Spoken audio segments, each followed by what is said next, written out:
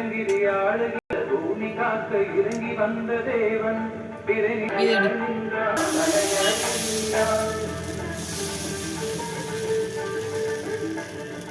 ஒரு கணம் நினைத்திட ஓடி வரும் தெய்வம் தினம் தினம் திரு விளையாடலை காட்டுகின்ற லிங்கம்